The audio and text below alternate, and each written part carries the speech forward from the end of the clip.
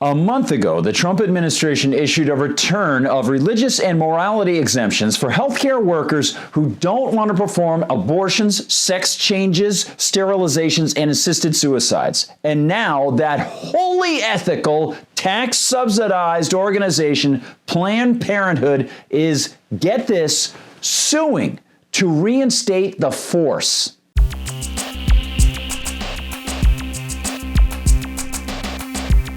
Hi everyone, I'm Gardner Goldsmith for MRC-TV. And you know, this is the type of thing that Planned Parenthood founder Margaret Sanger, Miss Eugenics 1920, if there had been such a title, would probably applaud. Because of course, through abortion and selective breeding, she thought that mankind could be turned into a, as she put it, a race of thoroughbreds. And indeed, Planned Parenthood of America, Planned Parenthood of Northern New England, the National Family Planning and Reproductive Health Association, and Public Health Solutions Incorporated just brought two suits into U.S. District Court to stop the Department of Health and Human Services from letting healthcare workers claim exemptions from doing abortions or medical procedures that conflict with their beliefs. Now, notice as I go into this article by Jonathan Stemple of Reuters how he describes this.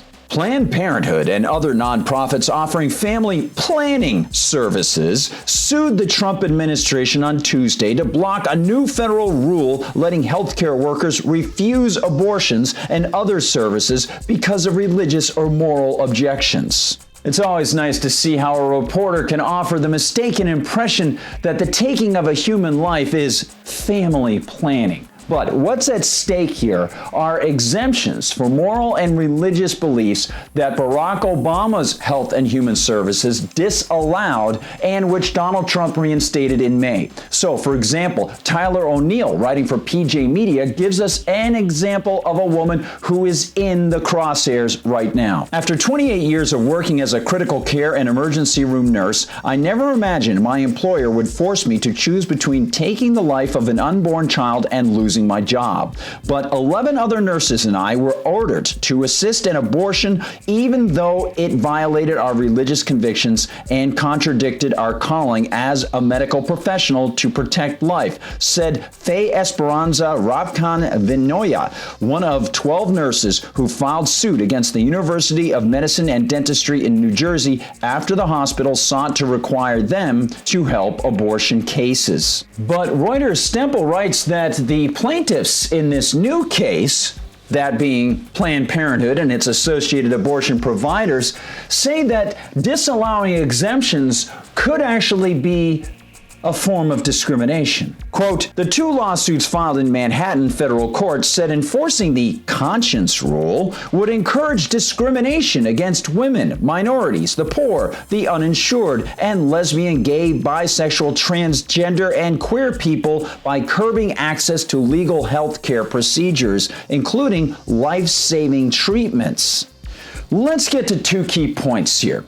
First of all, if an atheist medical worker were forced to pray the rosary prior to surgery, would leftists find that all right, or would they consider that to be a form of enslavement? And second, the most important factor that is being missed here is the enslavement of the taxpayer. The taxpayer has no choice. In fact, the United States welfare system has seeped so far into the healthcare world that it can now control or give exemptions to medical providers who work for any business getting a penny of taxpayer money.